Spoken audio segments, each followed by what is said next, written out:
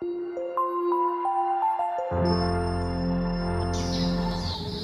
Swastiastu.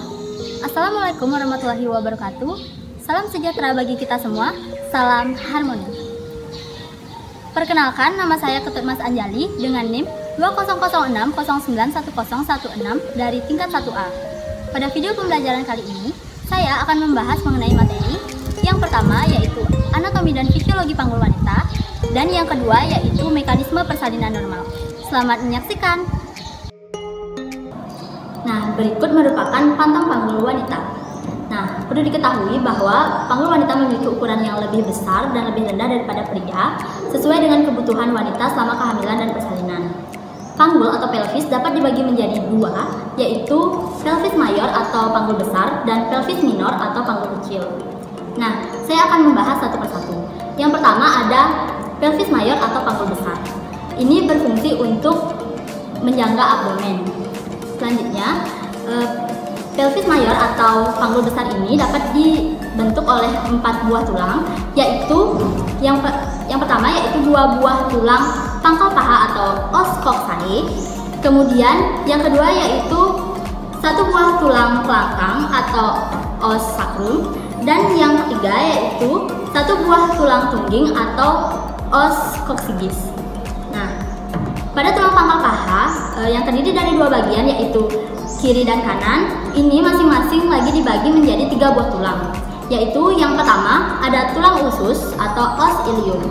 Nah, tulang usus atau os ilium ini merupakan bagian terbesar dari tulang panggul dan membentuk bagian atas dan belakang dari tulang panggul. Nah, di bagian atas dari tulang usus ini terjadi penebalan yang disebut dengan crista iliaca.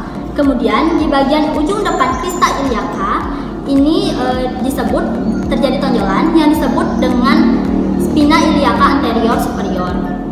Kemudian yang kedua, tulang pangkal paha yang kedua yaitu ada tulang duduk atau os ischium.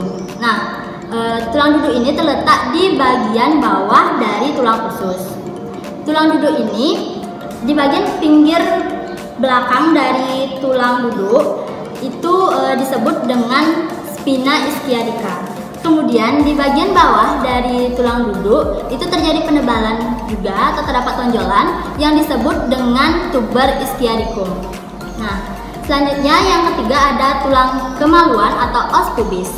Nah, di bagian tulang kemaluan ini terletak di bagian depan dan bawah dari tulang usus.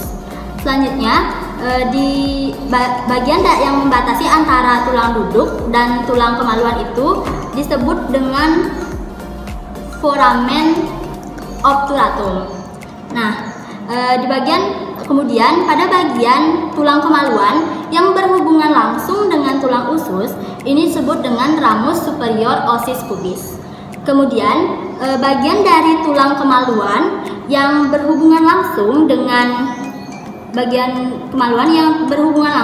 tulang duduk ini disebut dengan ramus inferior ossis pubis. Kemudian di bagian tengah dari tulang kemaluan ini disebut dengan symphysis pubis.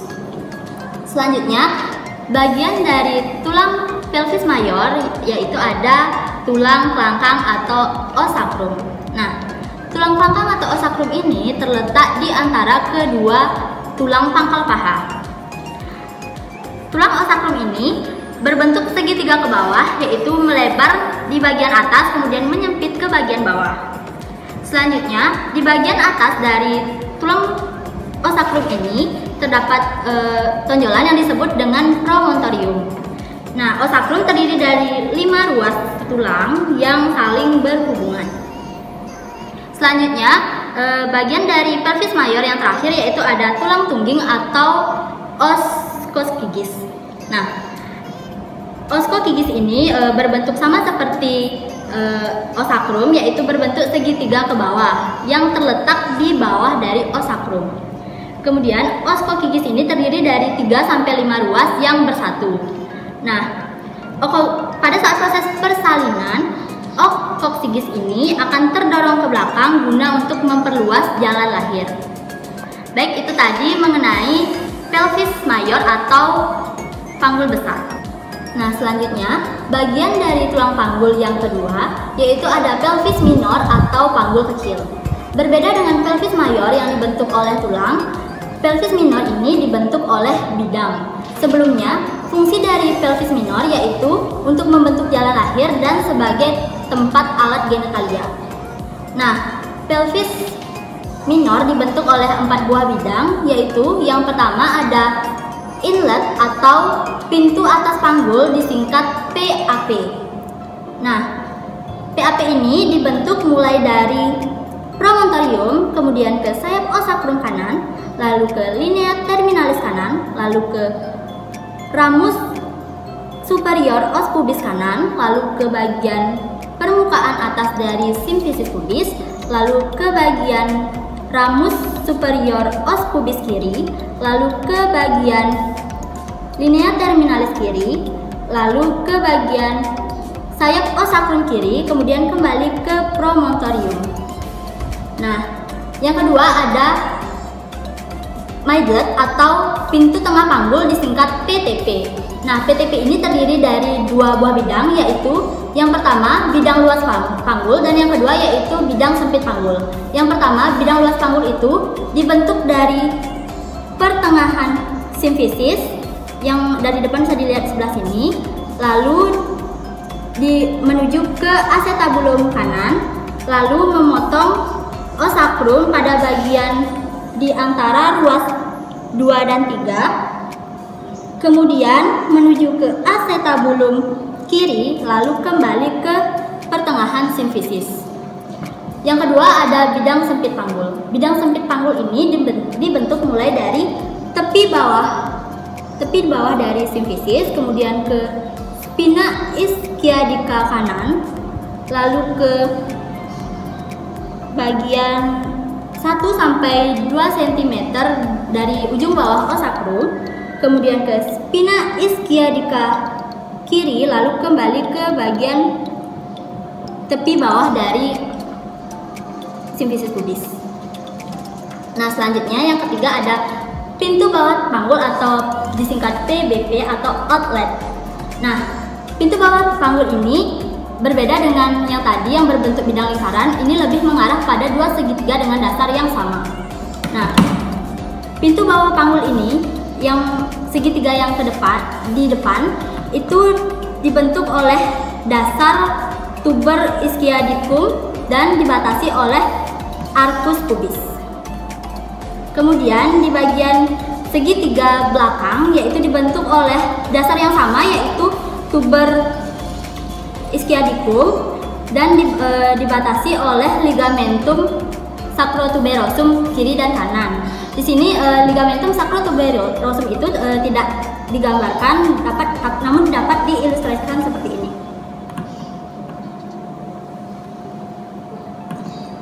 Baik, itu tadi penjelasan mengenai materi anatomi dan fisiologi panggul wanita. Untuk materi selanjutnya yaitu mekanisme persalinan normal. Baik, untuk selanjutnya saya akan menjelaskan materi yang kedua yaitu mengenai mekanisme persalinan normal. Nah, sebelum lanjut perlu kita ketahui bahwa mekanisme persalinan normal merupakan rentetan gerakan pasif janin pada saat persalinan berupa penyesuaian bagian terendah janin yaitu kepala janin terhadap jalan lahir atau panggul. Nah, pada mekanisme persalinan normal ini terdapat 7 gerakan pasif janin atau 7 gerakan bagian terendah janin yang disebut dengan 7 cardinal movement of labor. Nah, sebelum lanjut saya ingin mengkonfirmasi bahwa di sini saya akan menggunakan posisi punggung kanan, artinya posisi punggung janin atau bagian punggung janin berada di sisi kanan saya. Nah, langsung saja masuk ke 7 gerakan pasif janin, yaitu yang pertama ada engagement. Nah, engagement ini terjadi saat bagian diameter terbesar janin mulai memasuki panggul. Pada bagian engagement ini terdapat 3 posisi kepala janin, yaitu yang pertama ada synclistismus, yaitu posisi sutura janin. Sutura sagittalis janin itu sejajar dengan sumbu jalan lahir. Kemudian yang kedua yaitu ada asyncytismus anterior, yaitu bagian kepala janin mendekat ke arah promontorium sehingga bagian os parietalis itu lebih rendah. Seperti ini.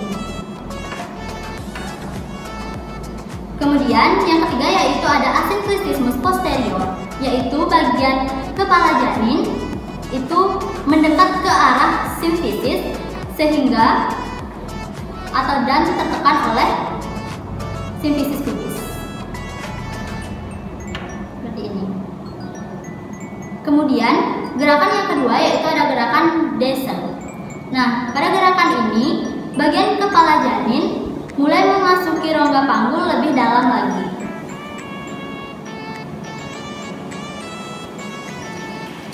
Gerakan ini diakibatkan oleh 3 kekuatan, yaitu ada tekanan amnion, tekanan kontraksi fundus janin, dan sumbu jalan lahir. Kemudian bagian yang ketiga yaitu ada flexion.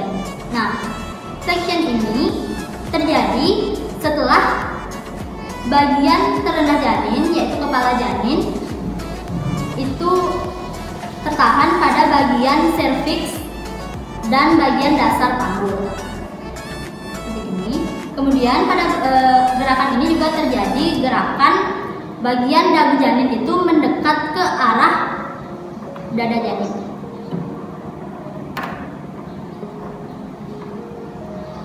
Seperti ini. Nah, selanjutnya gerakan yang keempat yaitu ada gerakan internal rotation atau putaran paksi dalam. Nah, pada gerakan ini terjadi apabila bagian kepala janin sudah setinggi spina ischiadica atau sudah memasuki pintu tengah panggul bagian yang sempit. Kemudian akan terjadi kontraksi sehingga bagian kepala janin akan menuju ke lengkung pubis. Kemudian akan terjadi perputaran kepala janin ke dalam setelah mencapai otot panggul. Nah, selanjutnya bagian yang gerakan yang kelima yaitu ada extension. Nah, gerakan extension ini terjadi apabila bagian kepala janin sudah mencapai perineum atau mulai lahir melalui bagian bawah simfisis pubis. Kemudian pada bagian ini juga akan terjadi defleksi, yaitu bagian dagu janin yang menjauhi dada janin.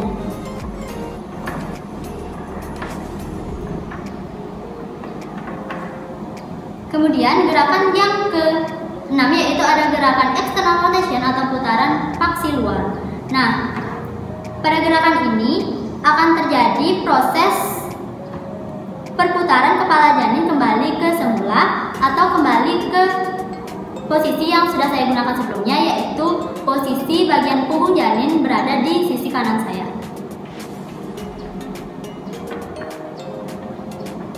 Pada gerakan ini juga selain bagian kepala yang mengalami perputaran, bagian bahu dan seluruh tubuh janin juga akan mengalami perputaran.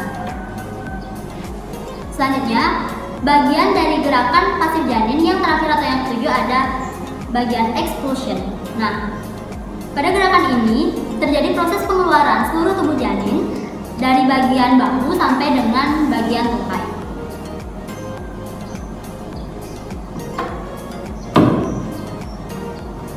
Nah, jadi itulah tadi ketujuh gerakan pasif janin pada proses persalinan normal. Nah, perlu ditekankan bahwa ketujuh gerakan ini dapat dilakukan apabila proses persalinan atau kondisi kehamilan itu normal, seperti usia kehamilan cukup bulan dan posisi kepala janin itu berada di bagian bawah. Demikian tayangan video pembelajaran dari saya, kurang lebihnya mohon dimaafkan.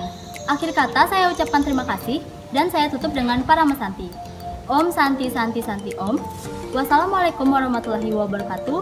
Salam harmoni.